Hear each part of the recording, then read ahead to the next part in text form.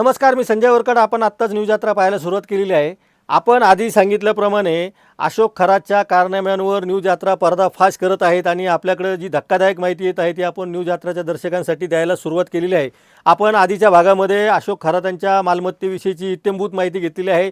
370हून अधिक भूखंड त्याने कसे बळकावले तीसुद्धा माहिती घेतलेली आहे. आपण आज महिलांवर झालेल्या लैंगिक शोषणासंदर्भामधले जी काही माहिती समोर आलेली आहे ती सगळी माहिती आज उजेडात आणणार आहोत.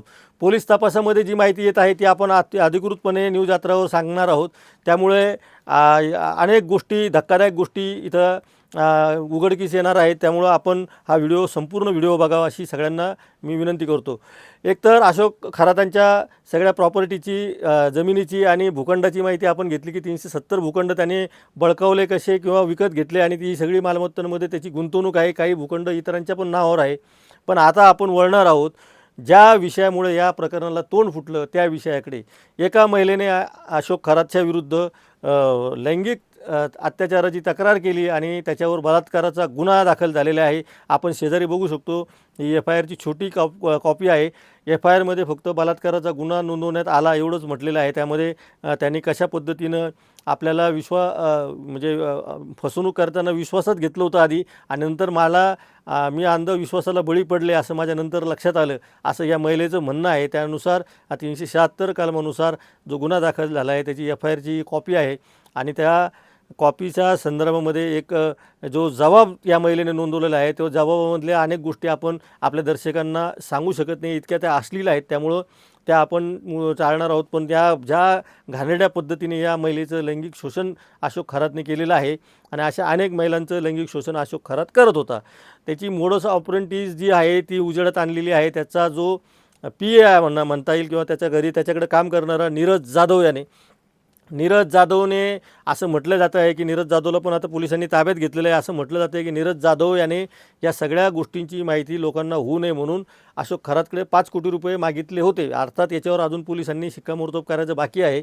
पण असं म्हटलं जातं की नीरज जाधव याने 5 कोटी रुपये मागितले होते, परंतु ते पैसे न मिळाल्याने नीरज जाधवने या महिलेच्या मेहुण्याला या लैंगिक अत्याचाराचा व्हिडिओ पाठवला आणि त्या मेहुण्याने नंतर या महिलेला धीर दिला आणि अशोक खरात विरुद्ध तू पोलिसात तक्रार कर, कारण यात तुझी काडीची चूक नाही, या माणसाने तुला फसवलेलं आहे, तुझ्यावर अन्याय अत्याचार केलेले आहेत, म्हणून तू पोलिसात जा, असं तिच्या मेहुण्याने सांगितल्यानंतर हा गुन्हा दाखल झालेला आहे. आता या गुन्ह्याच्या नंतर पोलिसांनी अशोक खरातकडनं जी कागदपत्र जप्त केलेली आहे, 2 लॅपटॉप जप्त केलेले आहेत, एक मोबाईल हँडसेट जप्त केलेला आहे, त्यामध्ये 58 व्हिडिओ आढळलेले आहेत.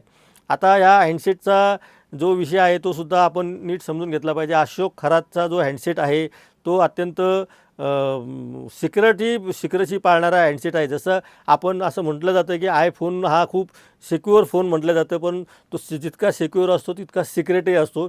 त्याही पुढचा फोन अशोक खरात वापरत होता आणि त्याच्या फोनमधला हा डाटा कलेक्शन करताना पोलिसांच्या नाकीनऊ येणार आहे आणि त्यांना सायबर क्राईमशिवाय आणखीन काही IT तज्ज्ञांची सुद्धा मदत घ्यावी लागेल, अशी आत्ताची परिस्थिती आहे. हे सगळे 58 व्हिडिओ रिकवर केल्यानंतर इतरही महिलांवर केलेल्या अन्याय अत्याचाराची माहिती समोर येणार आहेत. काही व्हिडिओ राजकीय लोकांचे सुद्धा धाबे दाणून टाकणार आहेत. त्यामुळं या लैंगिक अत्याचार प्रकरणाला कसं वळण लागतं याकडे महाराष्ट्राचं लक्ष लागलेलं आहे. विशेषतः मुख्यमंत्री आणि गृहमंत्री देवेंद्र फडणवीस यांनी हे सगळं प्रकरण तडीस जाईपर्यंत पूर्णपणे तपास करावा असे आदेश पोलिसांना, स्थानिक पोलिसांनाही दिलेले आहेत आणि या प्रकरणामध्ये उच्चस्तरीय चौकशीसुद्धा होण्याची दाट शक्यता आहे. आपण आधी उल्लेख केल्याप्रमाणे लैंगिक अत्याचार प्रकरणामधील या महिलेला तिच्या मेहुण्याने जेव्हा सांगितलं त्यानंतर ही सगळी माहिती उजेडात आलेली आहे आणि आता ही सगळी माहिती त्या महिलेच्या मेहुण्यापर्यंत देणारा नीरज जाधव हा सुद्धा पोलिसांच्या ताब्यात आहे. त्यामुळं त्याच्याकडनं यापेक्षासुद्धा धक्कादायक खुलासे होतील असा पोलिसांचा अंदाज आहे. आता याच्यामध्ये आपण लैंगिक अत्याचाराच्या घटना या अंधविश्वासाच्या नावाखाली झालेल्या आहेत. हे तर आपल्याला सगळ्यांना लक्षात आलेलं आहे की महिलांना तू माझी प्रेयसी झाली नाही तर तुझ्या आयुष्यामध्ये तुझा नवरा शिल्लक राहणार नाही, तुझं होणारं लग्न मोडून जाईल, तुझ्या आयुष्यामध्ये वेगवेगळ्या वाईट गोष्टींच्या या सगळ्या कहाण्या हा अशोक खरात वेगवेगळ्या महिलांना सांगायचा. यामधल्या अनेक महिला या सर्वसामान्य कुटुंबातल्या होत्या, त्यामुळं अशोक खरातच्या विरुद्ध त्या बोलायला तयार नव्हत्या. परंतु 2025ला या सगळ्या महिलांपैकी काही महिलांनी याच्या विरुद्ध बंड करण्याचा प्रयत्न केला, मात्र त्यावेळी राज्य महिला आयोगाच्या अध्यक्षा रुपाली चाकणकर आणि अशोक खरातने पोलिसांना हाताशी धरून हे प्रकरण त्यावेळेस दाबलं होतं, अशी सुद्धा चर्चा सुरू झालेली आहे.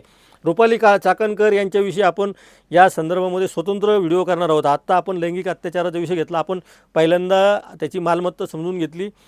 किती मालमत्ता अशोक खरातने बेकायदेशीरपणे जमवली ते आपल्याला लक्षात आलं असेल. आता लैंगिक अत्याचाराच्या विषयामध्ये 58 व्हिडिओ त्याच्या मोबाईलमधून जप्त करण्यात आलेला आहे. त्यामुळे नीरज जाधवनी जो व्हिडिओ त्याच्या मेव्हण्याला पाठवला, तर तो अर्थातच अशोक खरातच्या मोबाईलमधला शूट झालेला नव्हता, हे वस्तुस्थिती आहे. पण हे 58 व्हिडिओ जेव्हा अशोक खरात स्वतः रेकॉर्ड करायचा, तर त्यावेळेस हा कशासाठी हे रेकॉर्ड करत होता? हा ब्लॅकमेलिंगचं रॅकेट चालवत होता का? मोठमोठ्या लोकांना यांनी ब्लॅकमेलिंग केलेलं आहे का? त्याचे काही वेगळे फायदे घेतले आहेत? काही प्लॉटमधली गुंतवणुकीसाठी त्यांनी दुसऱ्याचे पैसे वापरून स्वतःच्या नावावर प्लॉट केलेले आहेत का? अशी इतर अनेक गोष्टीची माहिती या सगळ्या प्रकरणामध्ये उजेडात यायची आहे. खरं म्हणजे 58 व्हिडिओ स्वतःच्या मोबाईलमध्ये त्यांनी रेकॉर्ड केले, याचा अर्थ त्याला उद्देश स्पष्ट होता की एक तर संबंधित महिलांना ब्लॅकमेलिंग करणे, संबंधित महिलांच्या नातेवाईकांना ब्लॅकमेल करणे, आणि या 58 व्हिडिओमध्ये आणखीन VIP लोकांचा व्हिडिओ किती आहेत हे अजून स्पष्ट झालेले नाही. दुसरा, मी आधी जो उल्लेख केला की ज्या व्हिडिओमुळे हे सगळं प्रकरण उजेडात आलं, तर तो व्हिडिओ नेमका कोणी शूट केला हे सुद्धा पोलीस तपासामध्ये स्पष्ट होईल. कारण ज्या अर्थी तो व्हिडिओ त्याच्या मेव्हण्यापर्यंत गेला, त्याचा अर्थ तो व्हिडिओ इतर कुणीतरी छुपे कॅमेरे लावून तो शूट केलेला आहे का हे सुद्धा बघावं लागणार आहे. संबंधित महिला तक्रार द्यायला पुढे आली नसती तर अशोक खरातचे हे अन्याय अत्याचार किती दिवस चालले असते, हा सुद्धा फार गहन विषय आहे. 58 व्हिडिओंपैकी सगळेच व्हिडिओ लैंगिक अत्याचाराचे आहेत का? त्यापैकी किती व्हिडिओ लैंगिक अत्याचाराचे आहेत, किती व्हिडिओ कर्मकांड करतानाचे आहेत? तो ज्या काही पूजा अर्चा सांगायचा, अंधविश्वासावर सांगायचा की करंगळीतून रक्त कापायचं किंवा त्याच्या बाजूच्या बोटातून रक्त कापायचं आणि अभिषेक करायचा, अशा अनेक गोष्टी, अघोरी गोष्टी तो करायला लावायचा. त्यामुळे या प्रकरणामध्ये बेनामी मालमत्ता हे तर आहेच, बेनामी म्हणण्यापेक्षा त्याच्या नावानं दुसऱ्याच्या नावानं दुसरं लैंगिक अत्याचाराचं प्रकरण आहे. तिसरं हे जादूटोणा विरोधी कायद्याचा भंग करणारं हे सुद्धा प्रकरण आहे.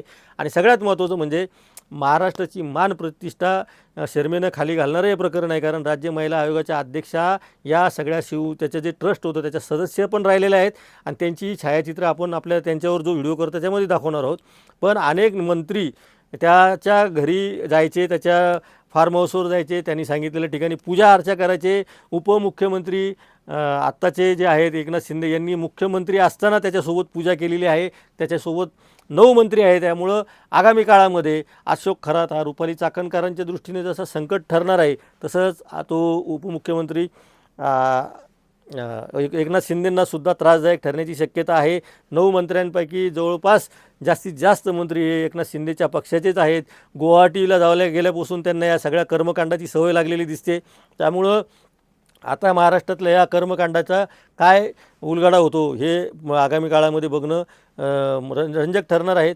मी आधी सांगितल्याप्रमाणे हे लैंगिक अत्याचाराचं प्रकरणापुरतं मर्यादित राहणार नसून याच्यामध्ये राजकीय धागेदोरेसुद्धा येण्याची शक्यता निर्माण झालेली आहेत. आणि मुख्यमंत्र्यांना आता जे आयते सापडलेले आहेत त्यांचं कांडकं वाजवायला मुख्यमंत्री मागे पुढं पाहणार नाहीत असं दिसतं आहे. कारण एकूणच राज्य महिला आयोगाची प्रतिमा मलिन झालेली आहे. राज्यातील काही मंत्र्यांची प्रतिमा याच्यामुळं येणाऱ्या काळामध्ये खराब होणार आहेत. मंत्र्यांच्या संदर्भातली काही माहिती आपल्याकडं अजून अधिकृतपणे आलेली नाही. जी सांगोवांगी माहिती त्याच्यावर न्यूज यात्रा कधीही विश्वास ठेवत नाही.